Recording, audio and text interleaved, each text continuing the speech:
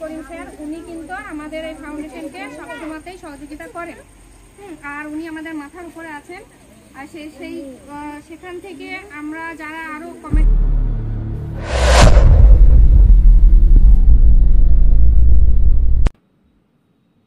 পুজোর আনন্দে ভালোবাসার ছোঁয়া এই স্লোগানকে সামনে রেখে আমরা সাথী ফাউন্ডেশন আজ এক ব্যতিক্রমী উদ্যোগ গ্রহণ করেছে। উৎসবের এই পূর্ণ লগ্নে প্রবীণ মানুষদের মুখে হাসি ফোটানোর এক মহৎ প্রচেষ্টা দেখা গেল তাদের কার্যক্রমে। আমাদের সকলের প্রিয় সমাজসেবী রেজাউল করিম পুজোর এই শুভক্ষণে এলাকার প্রবীণ মানুষদের জন্য উপহার হিসেবে কিছু নতুন জামাকাপড় প্রদান করেছেন। তার এই উদ্যোগ সত্যি প্রশংসনীয় এবং সমাজের জন্য এক উজ্জ্বল দৃষ্টান্ত স্থাপন করেছে।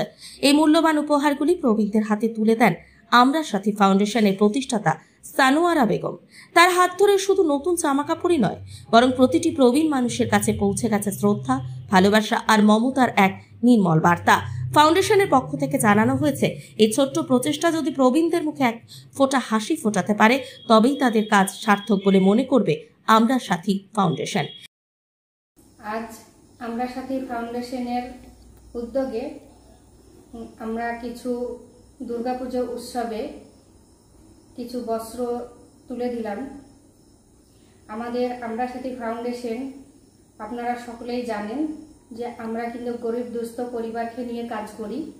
তার সঙ্গে আপনারা এটাও একটা দেখেছেন যে আমরা সাথী ফাউন্ডেশন এর পক্ষ থেকে আমরা দুটো পাঠশালা চালাই, শিক্ষার সাথী পাঠশালা। সেই পাঠশালা হচ্ছে 1 নম্বর পাঠশালা আমাদের আছে মালদা হরিশ্চন্দ্রপুর ব্লকে মিলনগড়ে। 2 নম্বর পাঠশালা হচ্ছে ভাপ্তা 1 জিপির ভাপ্তা উত্তরপাড়া বেলডাঙ্গা মুর্শিদাবাদ। আর সেই মুর্শিদাবাদেরই বেলডাঙ্গা ভাপ্তা উত্তরপাড়ায় আজকে আমরা কিছু বস্ত্র উপহার দিলাম। আনন্দময়ের উঠুক সবার পুজো উৎসব।